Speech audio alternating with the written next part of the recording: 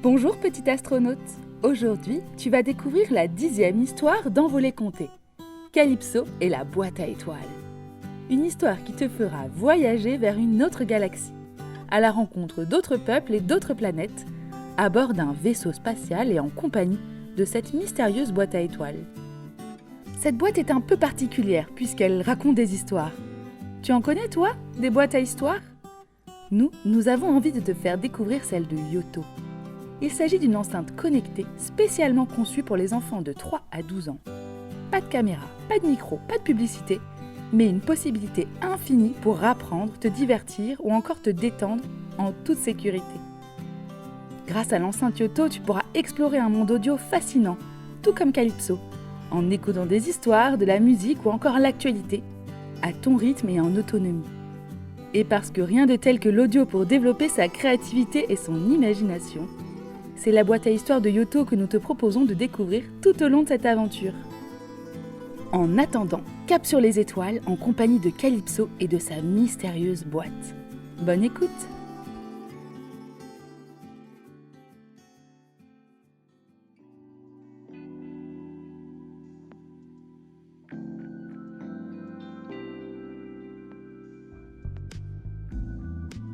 Calypso écoute les étoiles qui s'allument une à une au-dessus de la planète Cascara. Elle sent la magie de l'espace qui l'appelle et les astres mystérieux de sa galaxie qui tracent leur chemin dans le ciel.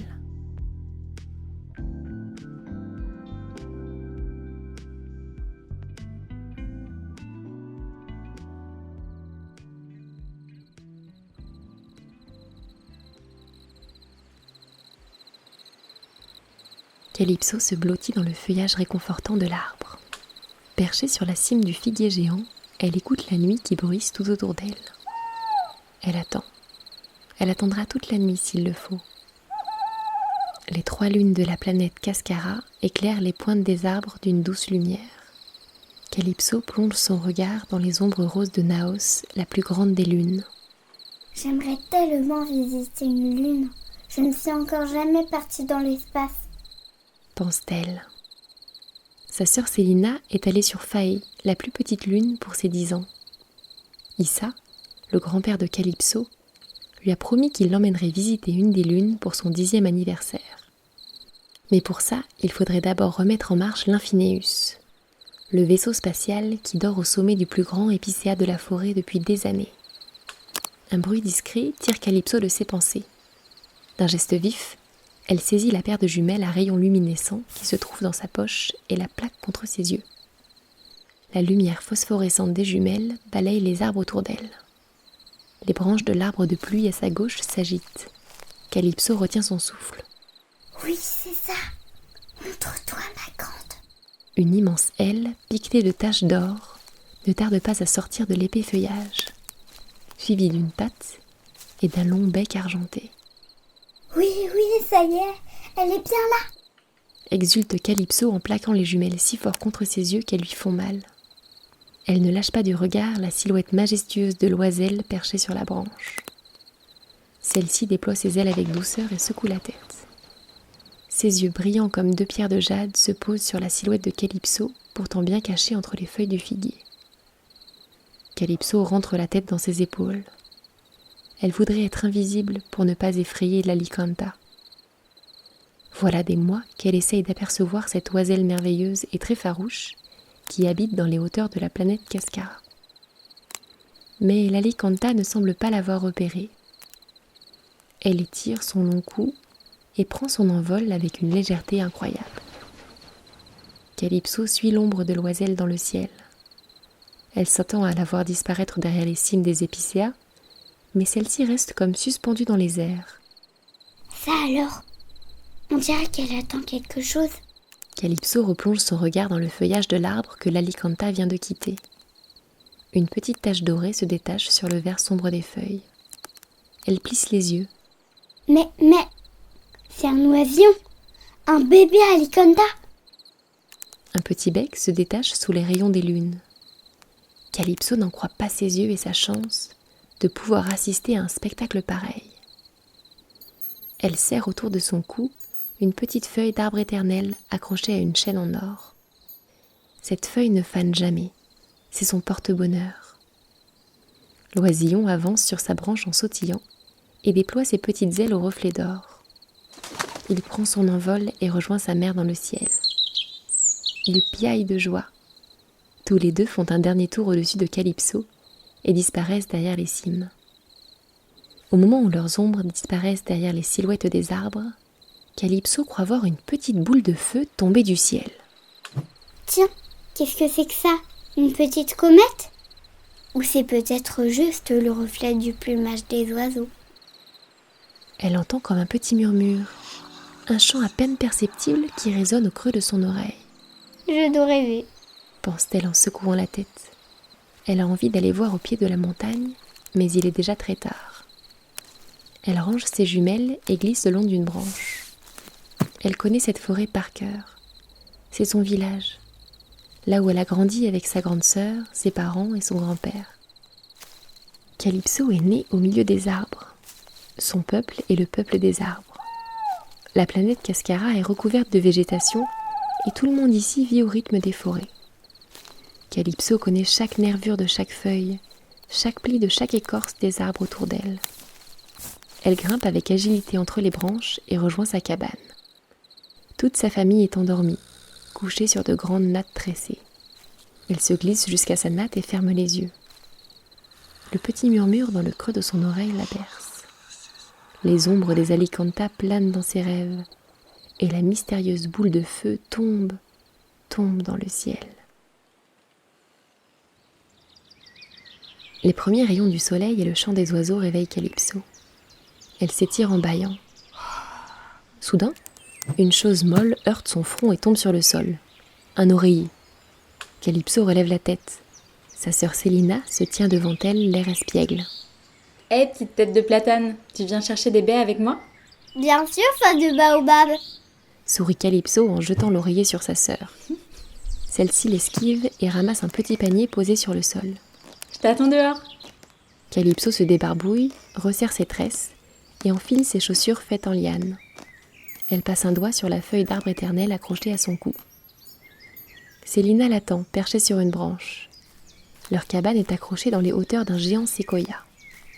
Tout autour, des petits ponts de lianes et d'écorces tressées dessinent comme une géante toile d'araignée entre les arbres. Elle aperçoit d'autres cabanes cachées entre les branches.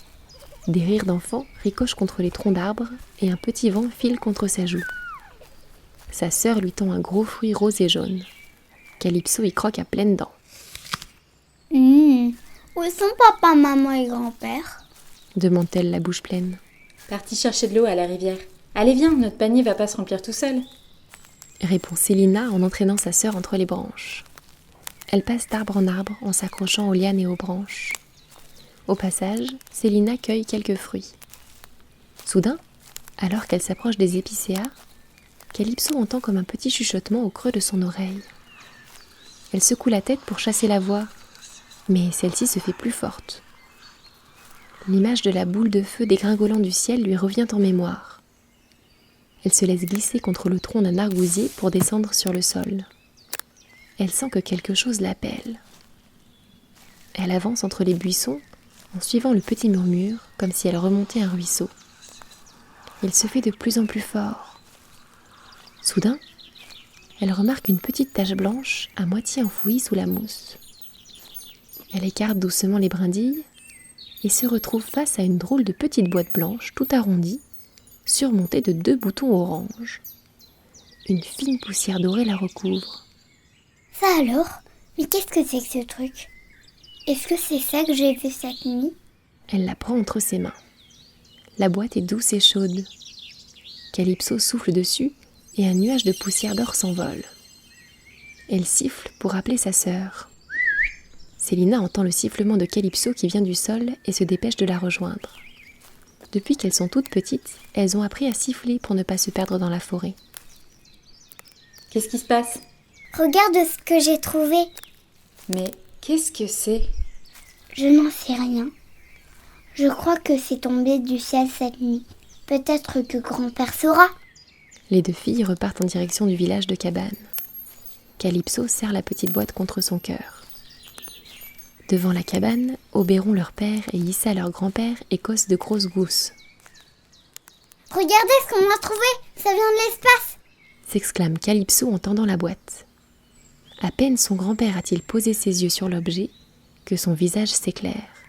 C'est comme si de petits rayons de soleil se glissaient entre ses rides. Fais voir. Mais fais voir. Calypso lui tend la boîte et il la parcourt de ses mains usées. Incroyable.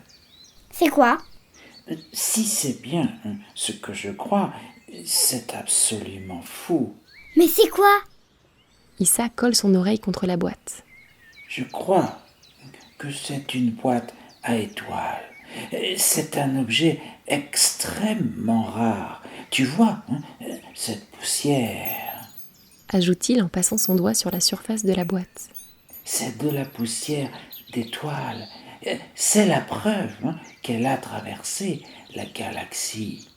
Et pourquoi tu l'écoutes? Parce que ces boîtes-là parlent. Elles racontent des histoires. Des histoires? Quelle histoire? Issa sourit et s'assoit sur le sol de la cabane. Calypso et Célina l'imitent. Elles savent que leur grand-père va leur raconter une légende dont il a le secret et que ça peut durer un petit moment. Comme vous le savez, nous ne sommes pas tout seuls. Dans notre galaxie, il y a d'autres planètes et d'autres peuples qui habitent ces planètes. Voilà des millénaires, tous les peuples de ces galaxies ont envoyé dans l'espace plusieurs boîtes comme celle-ci. Chacune contient l'histoire d'un peuple. Elle raconte leur origine et l'origine de leur planète. Ces boîtes à étoiles sont des trésors. Elles contiennent toute la mémoire de cette galaxie et des peuples qui l'habitent.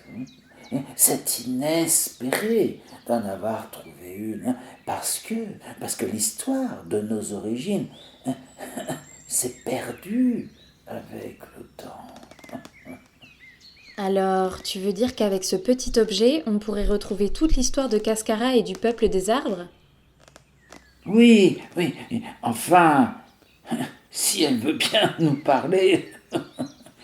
Si je me souviens bien, la légende des boîtes à étoiles dit que seuls les passeurs et passeuses d'histoire peuvent écouter les histoires contenues dans ces boîtes. Répond Issa en essayant de tourner les boutons. J'entends quelque chose depuis que je l'ai vu tomber du ciel cette nuit. Souffle Calypso. Ah bon? Moi, j'entends rien du tout. Remarque Célina en haussant les sourcils. Et qu'est-ce que tu entends, Calypso? Demande Issa en posant sa main sur celle de la petite fille. C'est comme un murmure, un petit bruissement, mais je ne le comprends pas. Prends la boîte dans tes mains. Lui suggère Issa. Calypso prend la boîte et essaye à son tour de tourner les boutons. Mais le murmure dans le creux de son oreille reste le même. Ça ne marche pas. Ce n'est peut-être pas le bon moment, ou nous ne sommes peut-être pas les bonnes personnes. Calypso fixe la boîte posée entre ses genoux. Elle aimerait tant qu'elle lui livre ses secrets.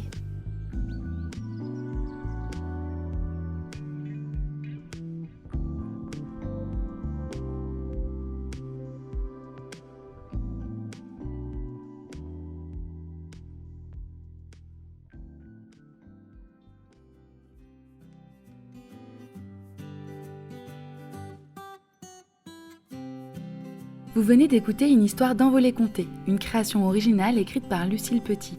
Pour nous soutenir, mettez-nous 5 étoiles sur Apple Podcast et retrouvez-nous sur Instagram à @envoléconté. À très vite!